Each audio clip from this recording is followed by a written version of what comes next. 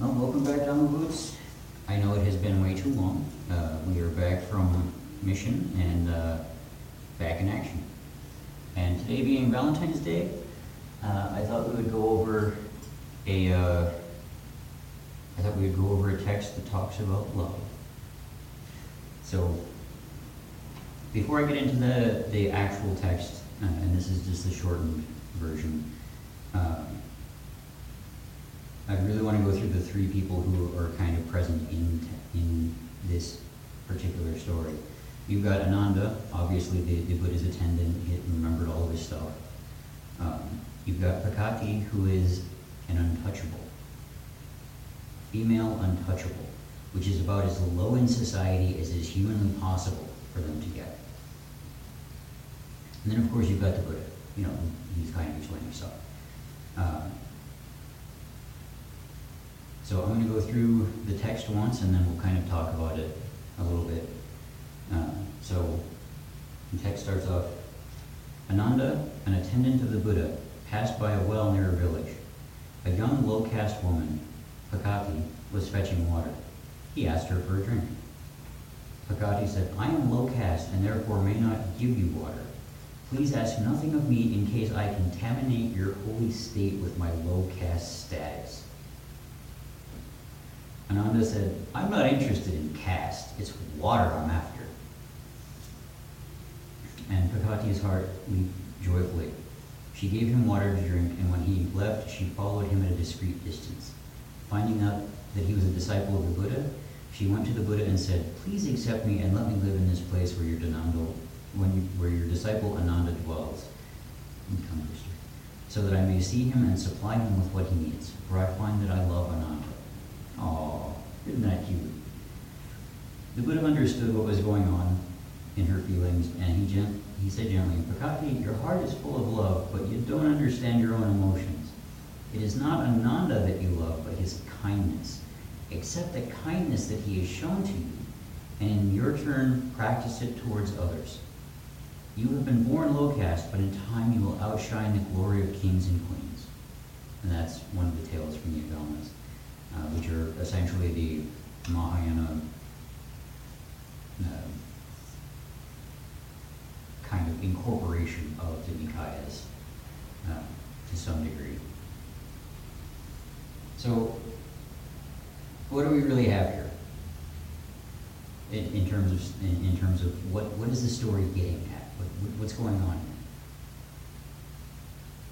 Well, the simple answer is we've got Ananda showing exactly what he's supposed to be showing. He's detached from all of this stuff, all of the worldly stuff, right? He doesn't care what kind of caste she's coming from. He doesn't care that she's one of the untouchables, and a female untouchable at that, right? Because back then, caste mattered more than anything else. Caste was huge. It was probably as big as race has been in the U.S., and certainly other places as well. But caste was something you didn't, if they were of a different caste, you didn't talk to them, right? And the untouchables, you didn't go near them, and they didn't go near you.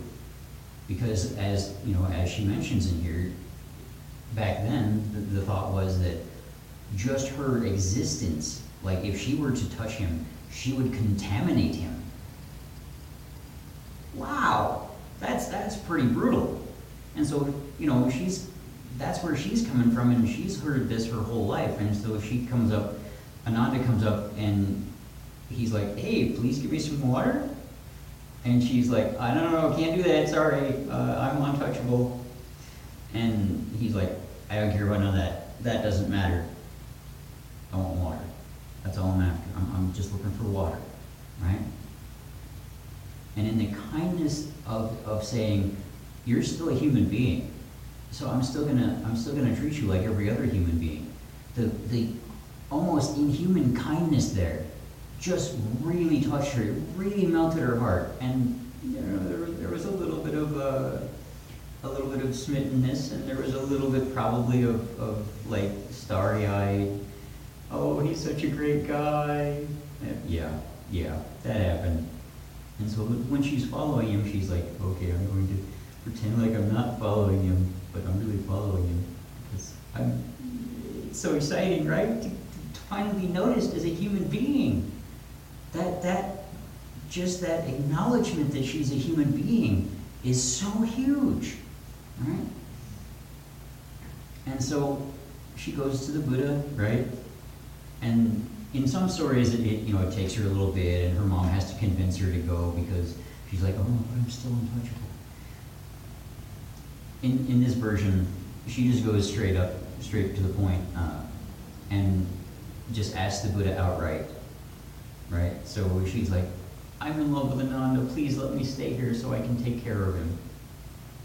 Obviously the Buddha sees right through that and he's like, nope, not happening, not in my monk, not amongst my monks, not amongst my community.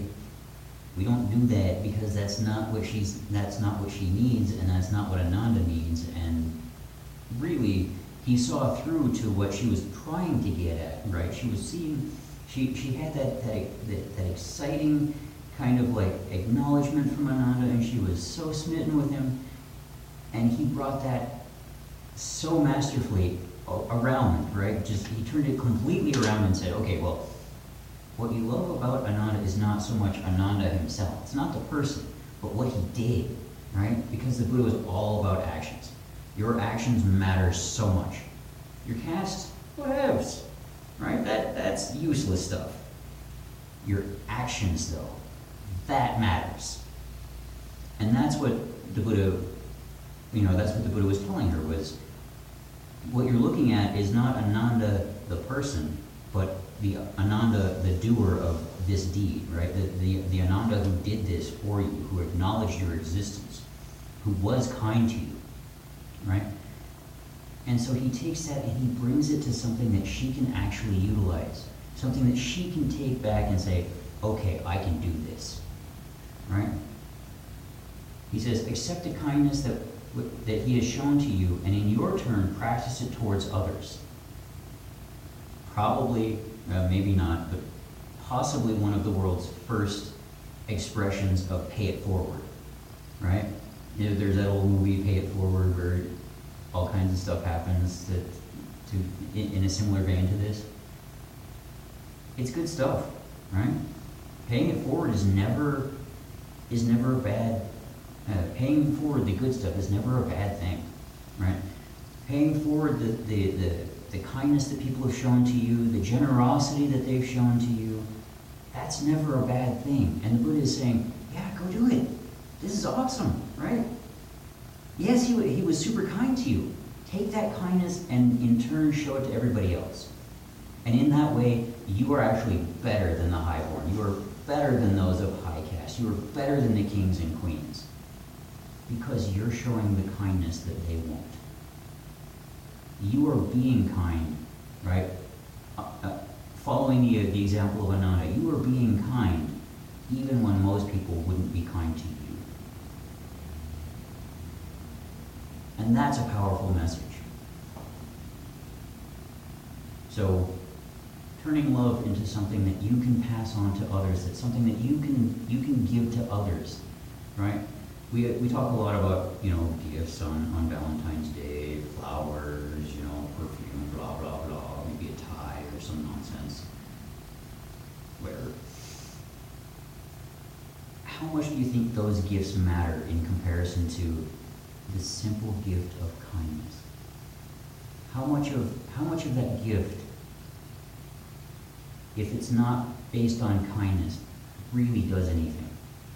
How much of that gift, if it is really just based on kindness, based on your care for someone else, and your ability to be kind and generous to them, to show them that love, that they can then spread and show to others as well?